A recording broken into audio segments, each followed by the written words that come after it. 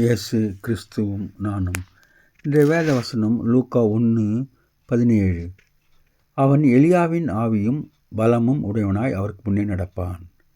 அன்பான சகோதர சகோதரிகளே, காபிரியேல் தேவதூதன் சகரியாவை நோக்கி, உனக்கு ஒரு குமாரன் பெறுவான், அவனுக்கு யோவான் என்று பெயரிட வேண்டும் என்று சொல்லுகின்றார்.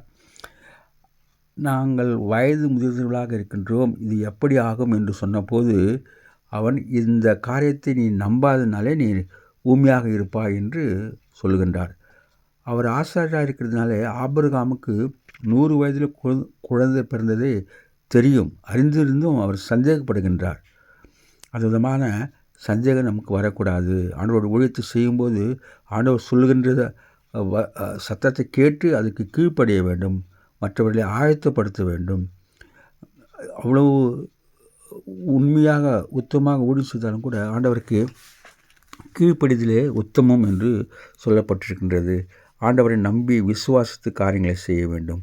காரியங்கள் நமக்கு சாதகமாக இல்லாவிட்டாலும் ஆண்டவர் நம்மை வழிநடத்துவாராக. Blessed day. God bless you. Take care. Be safe. Give your heart to God, your hand to man. Please subscribe, like and share. Thanks for watching.